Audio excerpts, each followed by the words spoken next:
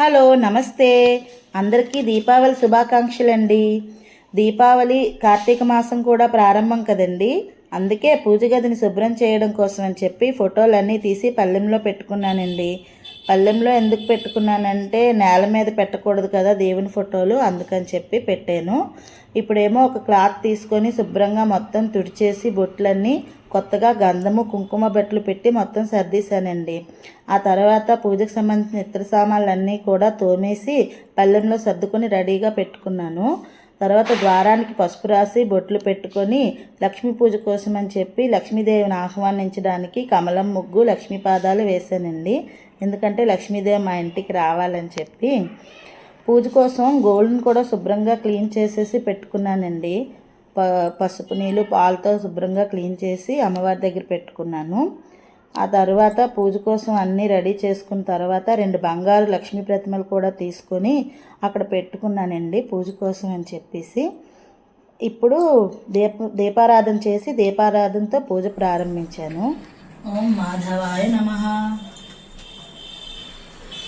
ఓం గోవిందాయ నమః, ఉదారాంగాయ నమః, ఓం శబ్దాయ నమః, ఓం హిరణ్య ప్రాకారాయ నమః, సముద్ర తనయాయ నమః, ఓం జయాయ నమః, ఓం మంగళాయ నమః, ఓం విష్ణువక్షస్థలసితాయ నమః, ఓం విష్ణుపత్యై నమః, ఓం ప్రసన్నాక్షయ నమః, ఓం నవదుర్గాయ నమః, ఓం మహాకాళ్యై నమః, ఓం బ్రహ్మ విష్ణు శివాత్మికాయ నమః, ఓం శ్రీకాళహస్తి సంపన్నాయ నమః, ఓం భువనేశ్వరే నమః, ఓం శ్రీ మహాలక్ష్మీదేవ్యై నమః.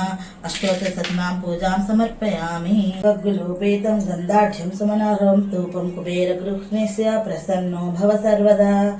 శ్రీ ఆరోగ్య ధనలక్ష్మీ సంపన్న శ్రీ చిత్రరేఖా సహిత కుబేరాయ నమః. ధూపమాగ్రపయామి.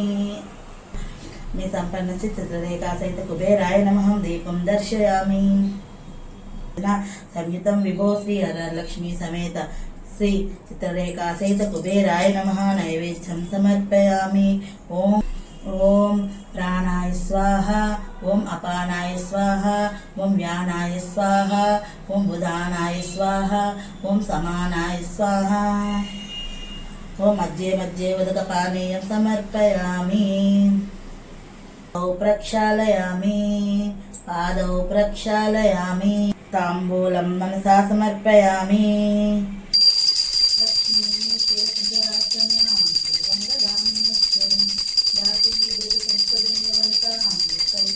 ఇలా మా పూజ పూర్తయిందండి. మా పూజ ఎలా ఉందో కామెంట్ చేయండి. తర్వాత రేపటికి గుడికి కావాల్సిన సామాన్లన్నీ సర్దానండి. నాకు ఏదైనా నోట్స్ రాసుకునే ఆ పనులు చేయడం అలవాటు. అలా చేస్తే ఏది మర్చిపోకుండా ఉంటాం. అంతేకాకుండా గాబరా పడకుండా ప్రశాంతంగా పనులు కూడా జరుగుతాయి. ముందుగా గుడికి కావాల్సిన సామాన్లు సర్దడానికి మనకు ఒక డబ్బా కావాలి.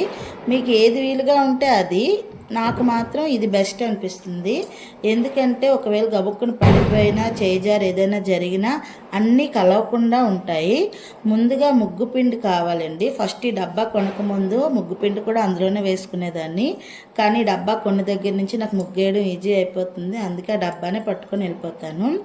నెక్స్ట్ ఏమొచ్చి మనకు ఆ డబ్బాలోనే పసుపు, కుంకుమ, కర్పూరం, వక్కలు, పట్టిక మొత్తం అన్నీ కలిపి ఆ డబ్బాలో వేసుకుంటానండి.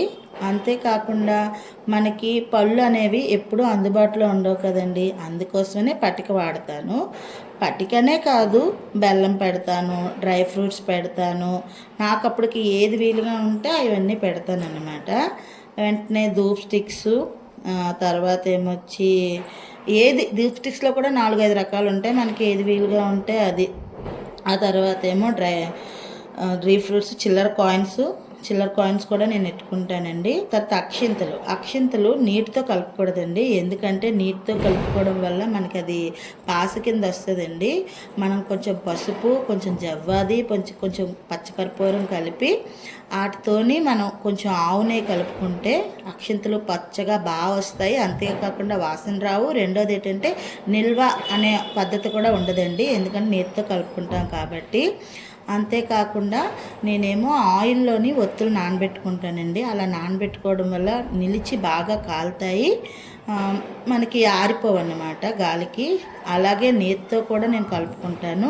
రెండోది ఏంటంటే మనకి ఏ ఆయిల్ కావాలంటే ఆయిల్, కొబ్బరి నూనె అవ్వచ్చు, ఆవ నూనె అవ్వచ్చు, మనం ఏది వాడుకుంటే అవి. నేతితో కూడా అలాగే కలుపుకొని నేను డబ్బాలో పెట్టుకొని ఉంటానండి. అంతేకాకుండా చేతులు తుడుచుకోవడానికి ఒక క్లాతు, అక్కడ ముగ్గు పెట్టుకోవడం కోసం ముందుగా ఒక వాటర్ బాటిల్తో వాటరు, రాగి చెంబు, నాకు ఏది వీలైతే అది ఖచ్చితంగా 2 పట్టుకుంటాను. తమలపాకులు, పువ్వులు అన్నీ ముందుగా మనం తెచ్చుకొని ఫ్రిడ్జ్లో పెట్టుకుంటే మనకు వారం రోజులు అలా వస్తాయండి. ఫ్రిడ్జ్లోని కనీసం 4-5 రోజులైనా వస్తాయి. పువ్వులు, తమలపాకులు. నెక్స్ట్ ఏమొచ్చి ప్రమిదలు, మట్టి ప్రమిదలనే కాదు, మనం చేసుకుంటే పిండి ప్రమిదలు కూడా చేసుకొని పట్టుకెళ్ళచ్చు. తర్వాత కొబ్బరికాయ మనకి గుడి దగ్గర దొరుకుతుంది, కానీ ముందే మనం తీసుకెళ్ళి పెట్టుకుంటే ఏ టెన్షన్ పడకుండా, గాబరా అవ్వకుండా పూజ అనేది ప్రశాంతం చేసుకోవచ్చు. అగరబత్తీలండి, ఫస్ట్గా ఆ బ్యాగ్లోని అగరబత్తీలు, నెయ్యి ఒత్తులు, నూనె ఒత్తులు, ముగ్గు డబ్బా, నెక్స్ట్ ఏమో వాటర్ కోసం బాటిల్, చెంబు, ప్రసాదం కోసం అని చెప్పి పళ్ళు, ఏ పెళ్ళు వీలైతే ఆ పళ్ళు, ఆ తర్వాత ఏమో కొబ్బరికాయ, తర్వాత అగ్గిపెట్టి, ఆ తర్వాత ఏమో వచ్చి చేతులు తుడుచుకోవడానికి కావాల్సిన క్లాత్. రెండోది ఏంటంటే పువ్వులు, ఆకులు, తమలపాకులు. రెండోది ఏంటంటే నేను అక్కడ కింద కూర్చొనండి ఏదైనా పేపర్ కానీ లేదా ఏదైనా వస్త్రం కానీ వేసుకుంటాను.